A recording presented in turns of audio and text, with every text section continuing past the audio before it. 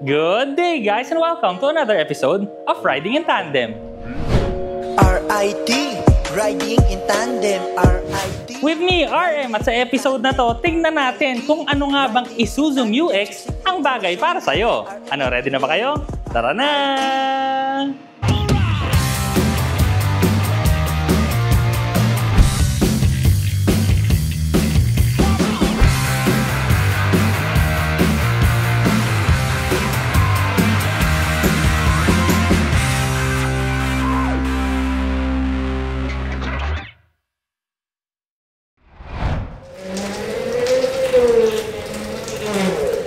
Pasalamat muna tayo sa sponsor ng ating video, ang Attosport. Ito ang Attosport, the world's most innovative mobility scooter. Pwedeng itupi, pwedeng hilahin, pwedeng paghiwalayin. May leather seats at grips. Illuminated ang LCD dashboard. May mga ilaw for visibility. At pwedeng lagyan ng armrest. Mabilis din itong i-assemble.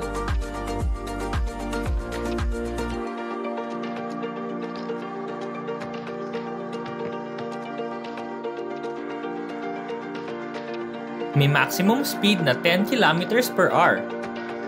Shock-absorbing at flat-free ang gulong. Mataas ang ground clearance. Naka-disc brakes.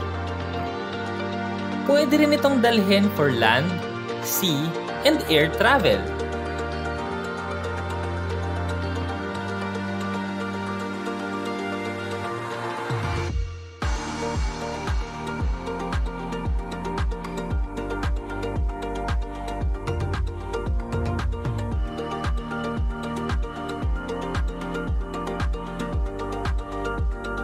More than 20 kilometers na tuloy-tuloy ang kayang puntahan. Engineered with flair, designed with passion for performance. Be active, be free, be yourself. Attosport, moving life.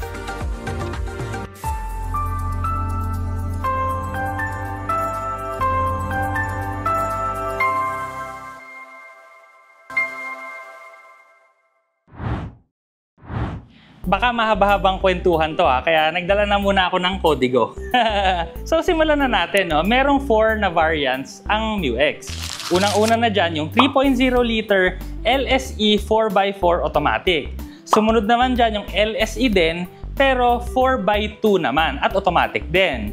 Pangatlo yung 3.0 liter LSA. Tsaka pang-apat yung RZ4E. So alin nga ba dito ang babagay sa inyo? Sa totoo lang, maraming ang choices no? Pero depende kasi talaga sa taong kukuha. Kaya i-discuss natin yan isa-isa kung ano ba yung mga pinagkaiba nila. Okay, unang-una na yung makina. Yung unang tatlong variants, yung 3.0 liter, ang makina niyan 4JJ3. So yun yung 3.0 liter, yun yung matipid pa rin pero malaki yung displacement tsaka malakas talaga yung power. Pero yung RZ4E naman na variant, ang makina niyan yung RZ4E na tinatawag. Ang pinagkaiba nila yung displacement kasi nga 3.0 liter yung isa, tapos yung RZ4E naman 1.9 liter na diesel engine. Yung tatlong variants na 3 liter, 190 PS siya. Tapos yung RZ4E naman 150 lang. Sa maximum torque naman, yung tatlong 3.0 liter, 450 Newton meters. Tapos yung RZ4E, 350 Newton meters yung torque. So nakikita nyo na kaagad, no? Dahil nga mas malaki yung engine ng 3.0 liter, mas malakas talaga yung horsepower niya at saka yung torque. So mas malakas talaga siya. Pero alam nyo yun, no? Depende rin kasi sa tao kung ano yung kailangan nilang power. So dito pa lang sa engine, 3.0 liter, oo, mas powerful. Pero kahit pagbali-baligtarin mo kasi yung mundo, no? Yung 1.9 liter kasi smaller displacement engine. So mas makakatipid ka pa rin talaga kung RZ4E yung gagamitin mo. Tapos konti-konti ka lang ng tadyak sa gas. Pero kung mahataw ka rin naman sa RZ4E, mas bagay na sa iyo yung 3.0 kasi matipid pa rin siya pero malakas talaga yung power. Pareho rin naman silang naka-common rail diesel engine tsaka turbo naman sila lahat. VGS sila, Variable Geometry System. Parehas din sila ng transmission, so parehong 6-speed automatic transmission kahit aling variants. Yung unit nga palang nasa likod natin, no, ito yung LSE 4x2 automatic. So, hindi naman to 4x4, pero alam mo yun, kung city dweller ka naman, hindi ka naman nag-off-road, so pwede na rin naman to. Pinaka-noticeable naman na pagkakaiba sa kanilang tatlo, no, yung rims. Kasi syempre, iba-iba sila ng size. Yung dalawang LSE na model, ang gulong niya 265/50R20. So, naka 20-inch na rims na siya. Yun namang LSA 265/60R18. Tapos yun namang RZ4E 255/65R17. So, actually, kahit nga yung low end, no, 17-inch, parang ang laki na rin nun. Pero yun nga, naka 20-inch ka, mas pogi pagka yung 4x4 yung kinuha mo na LSE or 4x2 na LSE. Ang gusto ko rin dito sa MUX, no, lahat kasi ng ilaw nila LED. So, ang difference lang, yung RZ4E, hindi siya auto-leveling. Pero the rest ng mga models, auto-leveling yung headlights. Lahat din ng 3.0 liter na models, meron silang fog lamps. Sa radiator naman, no, yung lahat ng 3 liter engine, dynamic design, titanium carbide. Pero yung RZ4E naman na grills, yung black na material lang. So yung black na plastic lang siya. Same din sa bumper, no? So body color naman silang pareho, pero yung matte na material lang yung dun sa RZ4E. Sa tatlong 3.0 liter, body color at saka gloss black. Yung mga door handles naman sa gilid, yung RZ4E, black siya. Yung mga iba, lahat sila body color. Sa mga side mirrors naman, yung RZ4E, manual fold, power adjust, tsaka yung material niya, black. Yung dalawang LSE, power fold and adjust, body color, at saka nandun na rin yung signal lights. Yun namang LSA, manual folding, pero power adjust, body color, tsaka integrated na rin yung signal lights. Sa interior naman, yung RZ4E, 3.5-inch na display, yung instrument cluster. Pero dito sa lahat ng 3-liter engine, electroluminescent type na 7-inch multi-information display. Sa information display naman, lahat sila pare-pareho. Sa speakers naman, 8 speakers yung LSE. Yung dalawang natitirang model, 6 speakers naman siya. Yung LSE din, leather yung manibela. Yung dalawang natitira, urethane naman. Lahat din ng mga 3-liter engine, no, maraming mga control sa manibela, pero yung RZ4E wala. Sa aircon naman, lahat ng 3-liter engine naka-climate control. Pero yung RZ4E, naka 3-dial switch lang siya, so manual lang na aircon. Sa power windows naman, no, parehong LSE model, meron silang driver auto up and down, jam protection, at saka timer function. Yun namang dalawang natitirang model, meron pa rin naman silang power windows. Lahat din ng model, no, meron silang speed sensing door locks. Sa remote naman ng kotse, no, yung LSE model, meron siyang engine start tsaka power tailgate. Yung LSA, immobilizer lang yung meron. Tapos yung RZ4E, keyless entry lang tsaka immobilizer. Lahat din ng 3.0 liter, push start stop button. Yung RZ4E, di susi lang. Lahat din ng 3 liter engine, meron silang wireless charger. At saka pag lumayo ka, naglalak na yung sasakyan. Yung RZ4E, wala.